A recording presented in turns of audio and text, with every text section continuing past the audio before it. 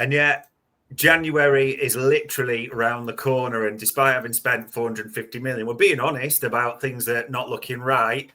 This link will not go away, as you know, that Fabrizio Romano was talking about it yesterday. We had David Ornstein midweek talking about the clause, which is 60 plus 5 million. And for a limit, strange, it's like a next day sale, isn't it? A small period in January, and then it reduces into the summer. This Semenyo link is it's the hottest one out of any of them for January. There's a lot of journalists saying this, but I know you're kind of like, there's a bit of a question mark around this for you, it's fair to say, isn't there? Yeah, so I mean, I spoke to someone at Liverpool about a week ago about it, and they kind of played it down. And the suggestion to me was it was Bournemouth are really kind of pushing this out there, which I think if you think about it, that does make sense. I know Liverpool would like to play that down if they were genuinely interested, but it does make sense for Bournemouth to be talking this up at the moment. I mean, he's in a bit of a hot streak for scoring and assisting at the moment. He's obviously at the peak of his value because he will go for cheaper in the summer. So, and obviously Bournemouth are not going to be at risk of relegation or anything like that. So it's a really sensible time for them as a selling club to sell him. So to put that information out there that he's got this clause and he can be got at this point, it really does benefit them, doesn't it? But I'm slightly sceptical about Liverpool, the strength of their interest. I don't doubt they've watched him for a long time because of his profile and everything, and who he plays for, and he's done well at Premier League level. But I do wonder whether it's just Bournemouth talking it up a little bit to try and cash in at the peak of his value. And I also have questions about the player, to be honest. I mean, shot selection, finishing, just a couple of kind of big red flags for me, really. I don't think he'd come to Liverpool and be a consistent scorer, if I'm honest. He certainly wouldn't be scoring at the rate he is at the moment. He's very much in a purple patch. I'm not. I think he would improve Liverpool's press, but in terms of the creativity and the goal output, I don't think he's elite level. Now, maybe Liverpool would look at it and say, we just need to balance things up with a kind of Diaz-style presser. And it doesn't necessarily matter what his numbers are. But for me, that would just feel like a bit of a short-term buy, really. And I just think Liverpool, they probably don't need that in the forward line at the moment for me. Someone who he took more shots than anyone in the Premier League last season and scored 11 goals. That really stands out to me. I don't think his shot selection is very good at all. So, he might improve the press slightly, but is that enough to justify 65 million? Is it enough to say it will make Liverpool go from where they are now to where they want to be? For me, just one good, more good presser thrown into the mix. I'm not sure it does that, not least because as well, obviously you've got Gakpo on that left-hand side. Maybe he comes out of the team, but you've got Ngamoa who you want to give minutes to at some point. I know people are cynical about that, but you really do need to use him at some point. You've got Wirtz, who probably the best position for him now looks like the left-hand side. To sign another natural left-sider who can play on the right, yes, but for me, he's not good enough to be a long-term Salah replacement there either. I don't think it will be a smart signing, and I do believe that it is kind of Bournemouth trying to drum up a bit of business, really. I mean, I like the player, but as far as I'm aware, Antoine Semenyo has never played right-sided centre-back or DM in his life as well. And, I mean, for all the money and all the things we've talked about, and the January market is upon us. I know, and I get it, there's players we'd all like and rejoin, and availability and World Cups and all that's a separate conversation. Is there an element for you, though, it's, as much as we talk about recruitment, at least if I knew what the plan was on the pitch, I would know what we needed. Like, at least at points we were struggling with build-up and we thought, okay, a defender with progressive elements, that was in. But then, okay, now we always needed a DM anyway at some point. But just because you can never quite tell, like, what is the actual plan? That makes it hard to say, we definitely need this player. Although I know others, like, Elliot Anderson was brilliant against us on Saturday, and a lot of people would like names like that. But the lack of semblance of a plan makes it difficult at the moment. Yeah, I completely agree, because I think, like you say, if it was just like a couple of really consistent issues that you felt needed to be solved in the market, then, it would be really easy to go out there and solve them. But it's just not at the moment. I mean, I actually think against Forest, there weren't really problems in build-up. I thought first half hour they were cutting through Forest, and even in the second half when they couldn't create a chance, and that wasn't because they weren't being able to get through Forest's press, because Forest weren't pressing at all. So I don't think Guehi would have made a massive difference in this game, if I'm being honest. It wasn't that wasn't an issue they were having. And it's like they're having different issues every week now, that to the point where you're like, well, what does solve this other than a better plan? It's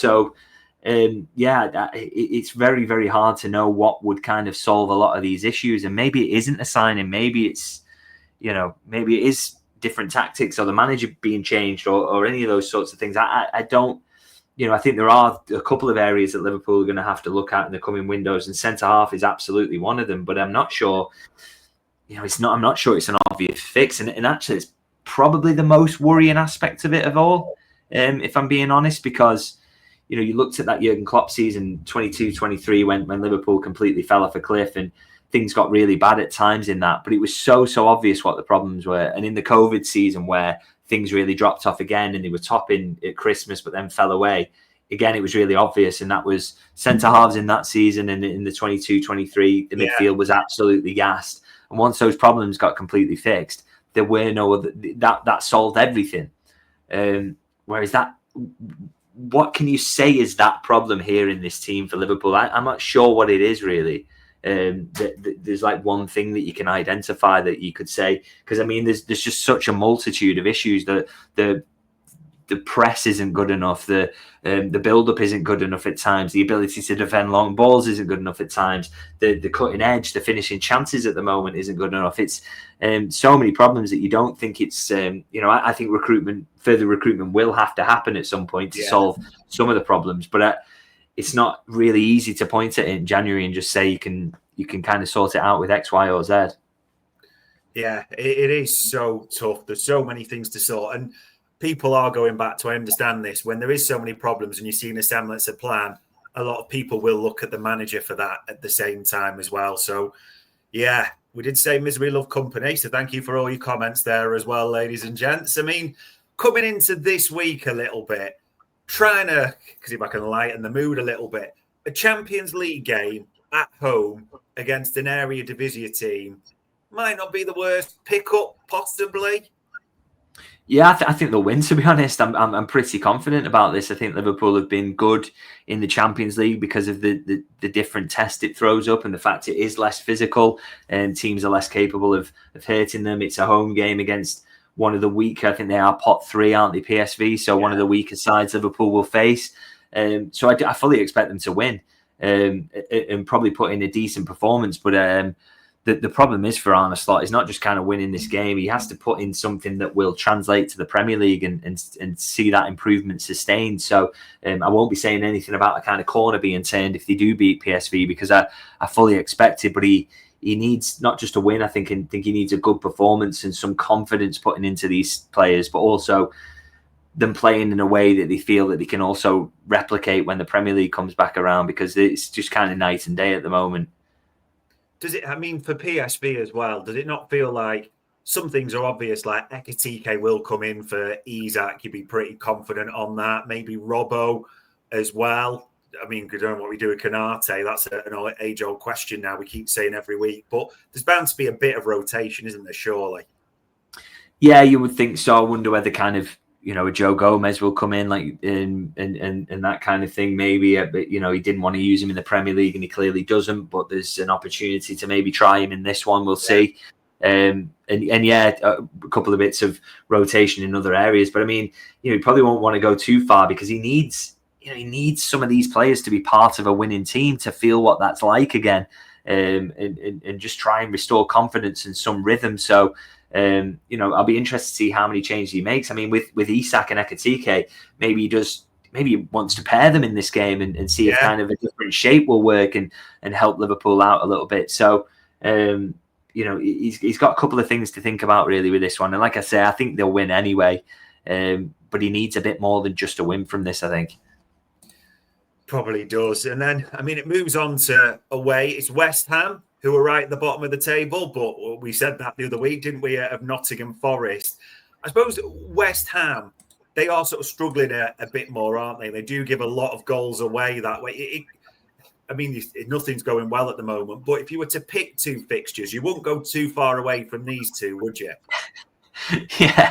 Yeah. But I mean, oh God, I said before the Forest game, it's like you can kind of talk yourself into Liverpool losing any game at the moment because Forest, they've got a new manager, they've had a little bounce under him, they'd had 4 of the best 5 defensive performances in XG terms this season had come since Dyche had arrived. So you could imagine a world where Liverpool got beaten and they went there and did it. And I think West Ham, they're improving, aren't they? They're now, it's a game at home, and Liverpool are in absolute shambles at the moment. So the worry is Nuno will just sit the players in, defend deep, cut off any space, make it difficult for Liverpool, and hit them on the counter. And as much as West Ham have struggled this season, they've got quality, and they can really, really hurt you. So it's a big worry, to be honest. A really, really big worry this game. I really can't imagine Liverpool not winning it. Yeah, and then they've got big units like Souček, Paqueta's got quality, Bowen. Yeah, they will fancy their chances. I mean, last few are around some other things that are coming up. It's interesting. You clocked it in the press conference, I'm sure. Arne Slot saying, well, I've only got like 5 fit defenders for during this period. And people are like, well, you don't want to use Joe Gomez anyway, so you might as well call it sort of 4 anyway. Calvin Ramsay, are we just ultimately dismissing any chance we're going to see him, even with all the right back injuries at the moment? I would be surprised, if I'm being honest. I thought he did well against Southampton, but you've got to kind of think about what that is. It's a League Cup game. Crystal Palace he played against, didn't he? Sorry. It's a League Cup game. The standard wasn't particularly high because Liverpool got thumped anyway.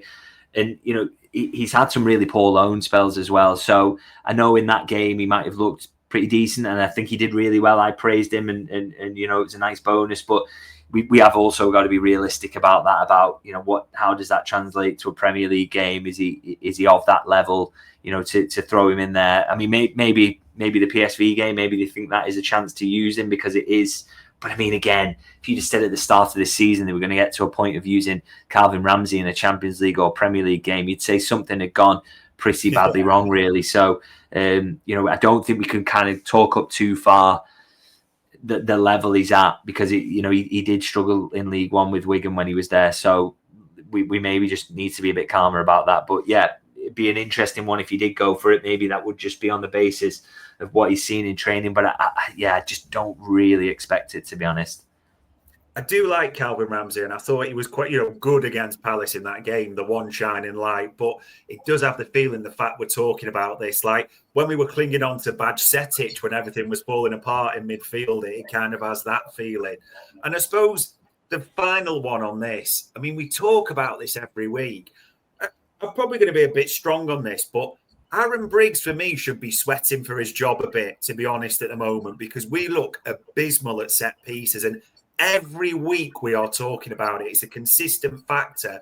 And again, it came up on the weekend. Yeah, I mean, I said with the first one, I felt they were a little bit unlucky. But the problem is that your amount of set pieces conceding is going to be high. If you are unlucky at times, that can happen. The ball can drop kindly for the opposition.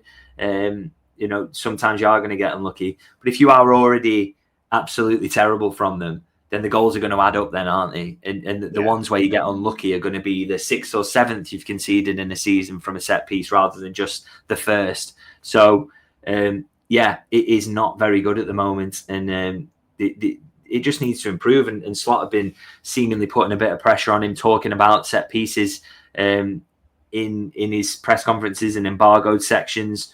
And if he feels that that's a real issue, then maybe there's a conversation to be had there. But it's, not seeing any real improvement. Liverpool aren't scoring them at a good enough rate, and they are conceding an awful lot of them. So it needs to be fixed. And actually, probably the biggest crime, I think I'm right in saying the second goal is from a free kick, kind of, and Liverpool switch off completely. Yeah. Nobody's aware after it. Now I'll tell you what, if you did set piece coaching, rule number 1, be switched on from a free kick so it's not taken quickly and you don't get caught short in that way. That is basic. So I doubt the manager will be particularly happy with that one either. So the fact is it just has to improve. And you sound like being overly ruthless, but it's it isn't good enough. It's really not good enough. And if you are the set piece coach and that's your job and that's what you spend your weeks thinking about, you've got to ask for more from the players than this, and they're just not getting it at the moment. They really aren't. And I mean, it's a hell of a week coming up, because I still think, like you, they'll beat PSV.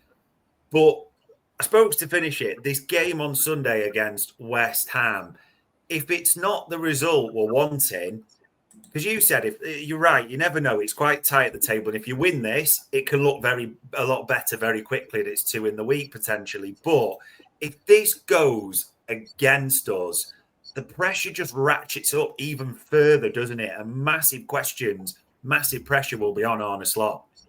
Yeah, 100%. He can't keep losing. I can't emphasize that enough. It's we can kind of write pieces, and I think, like I say, at the start of the season, when they weren't playing well, and then the results started to turn, it was ridiculous at that. But I don't think people who were saying, kicking up a fuss and saying at the start of the season the manager should go were right. I don't think they're being proven right here, because we've seen it so many times where you do get new signings in and things take a while to settle and then they click.